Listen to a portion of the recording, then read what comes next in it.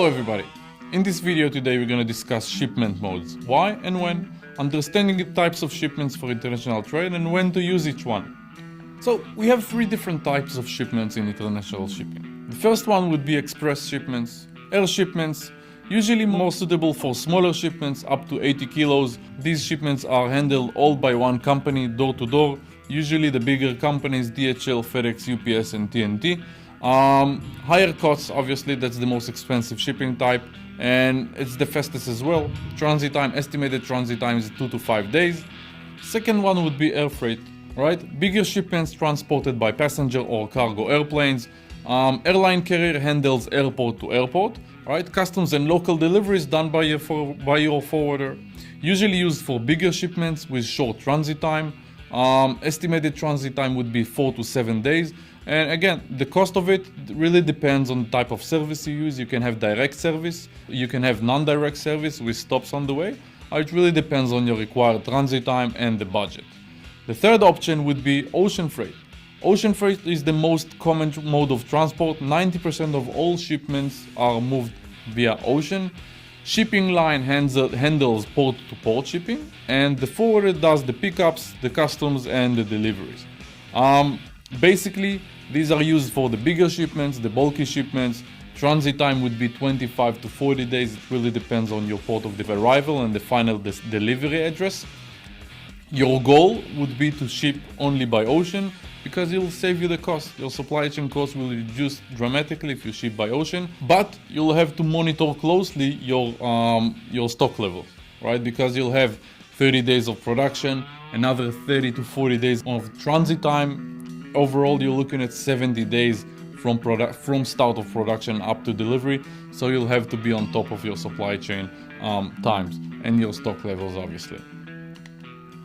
So basically, that's our main types of shipments for international shipping. Now, when shipping to Amazon, this business is always evolving. Evolution of shipping modes for Amazon sellers, all right? Dedicated shipping types for Amazon sellers with time, with volumes. The more shipments there was for Amazon from China, freight forwarders started to consolidate a lot of freight, making hybrid products. What does it mean? For example, the first one would be air consolidations and UPS ground distribution. Regular air freight, all right, and UPS is doing the last mile. Freight forwarders are collecting cargo from different sellers all around China. They build very big air consolidations. These consolidations mostly go out from Shanghai or Shenzhen. They come up to Los Angeles, and in Los Angeles, the freight forwarder would deconsolidate everything, will break everything up, put UPS labels, and UPS ground will do the final mile to Amazon with the actual delivery to Amazon. Transit time would be 7 to 12 days. It really depends on the freight forwarder, how much volume he has, what is the frequency of its flight. So really, that's very important questions to ask. That service air consolidation plus UPS ground can actually save you time, but you gotta make sure you do it with the right freight forwarder because it could be a disaster. All right, we've heard stories, people shipping with that type of service. The flight goes out every 2 weeks, up to delivery it goes up to 30 days. You gotta make sure who the freight forwarder who you do it with.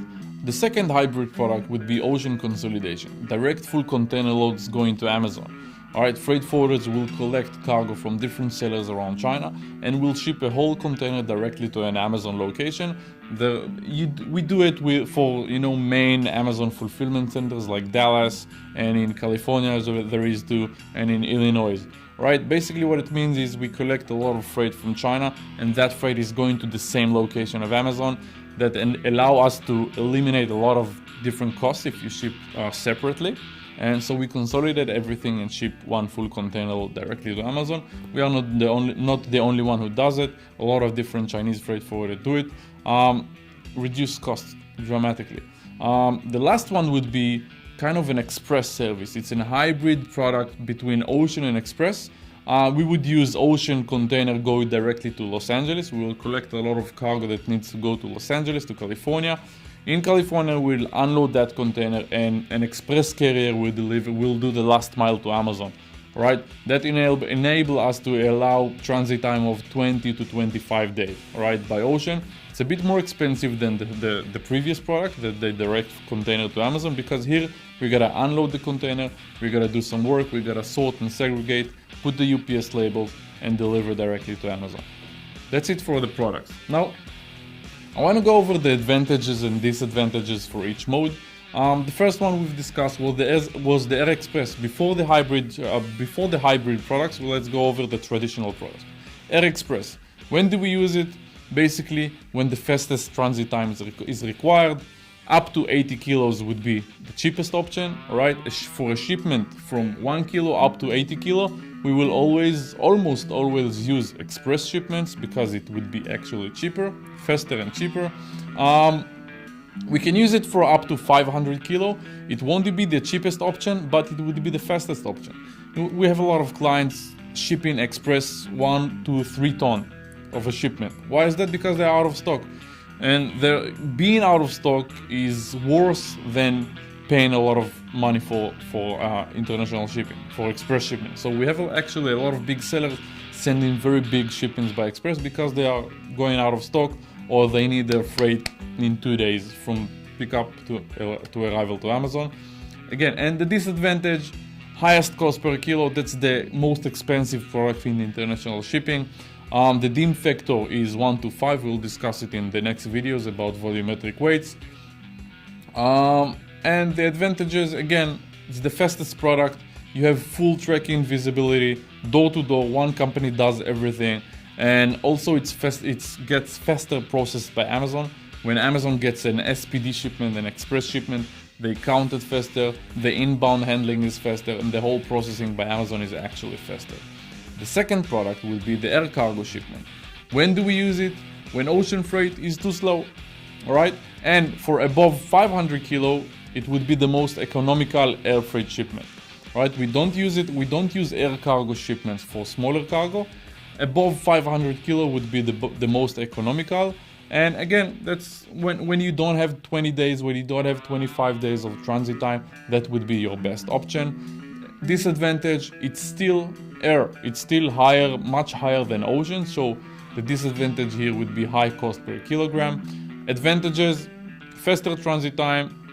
You have different services that you can choose from, whether a direct service or a non-direct service, and the DIM factor is actually better than express. That's 1 to 6, and again, DIM factors we'll discuss in the next videos. The third product, ocean freight.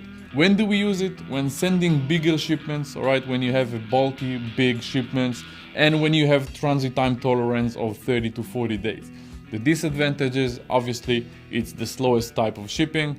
It's not for smaller shipments, and you can have unexpected delays by ocean. Unexpected delays means customs delays, port delays, arrival delays. You know, if you have the second leg intermodal by train, if you need to ship to Dallas, for example, by ocean, it will arrive to California and it'll then rail to Dallas.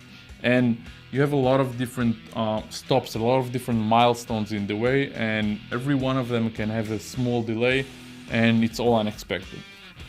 And the advantages, it's the cheapest option. And it actually has fewer restrictions, all right? When shipping by ocean, you have much fewer restrictions than shipping by air. When you ship magnets, when you ship powders, liquids, it's much easier to ship it by ocean than shipping it by air. All right, let's go into the advantages and disadvantages for the hybrid products. Air consolidation. When do we use it? When you have a fairly small shipments. For air shipments between 80 to 500 kilo, that would be the best. Transit time tolerance of 10 to 15 days. Again, it really depends on the freight forwarder and what is the frequency of the flight he has, how much volume he has, how fast he consolidate and build his big flight.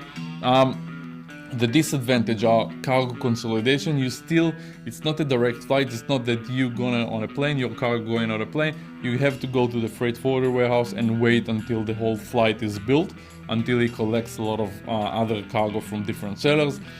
It's less transparent. You don't really have full visibility of the cargo. You'll have the UPS tracking number, but the UPS tracking number will only be valid, and you will be able to see it only once the cargo will go out to UPS. That means after he arrived to Los Angeles, after UPS has picked it up, only then you'd be able to track it.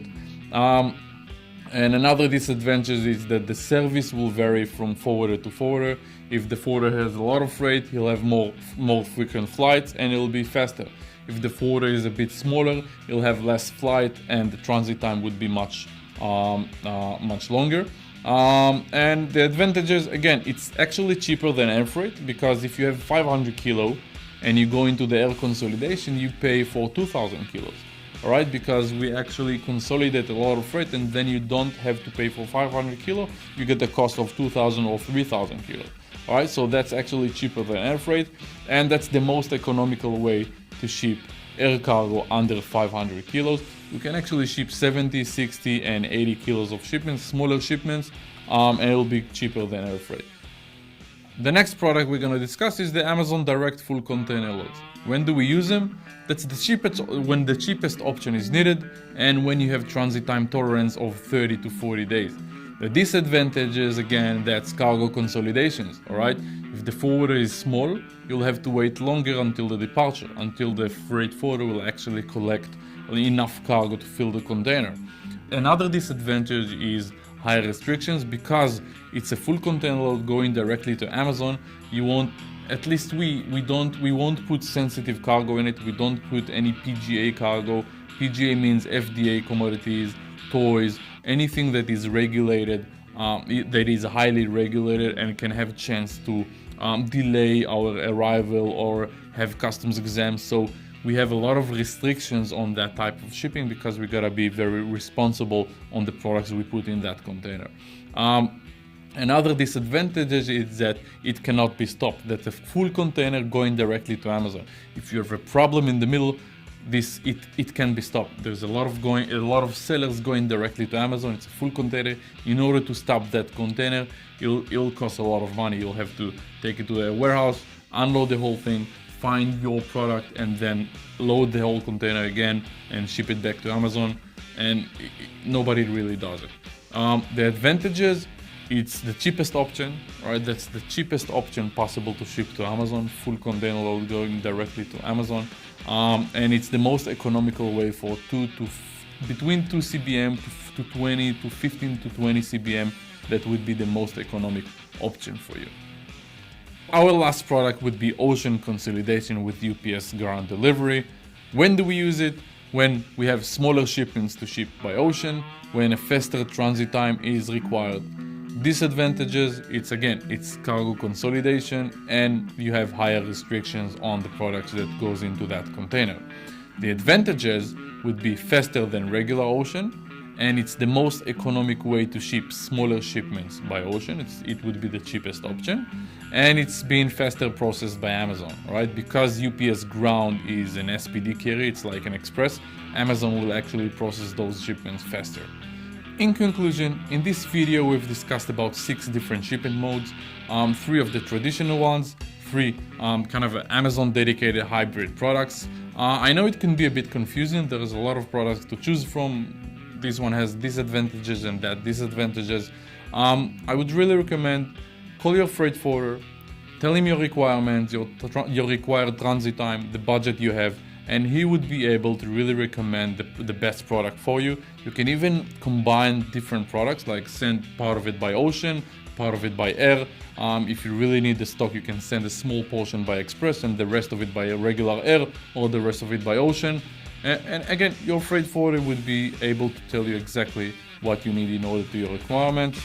That's it. Thank you very much.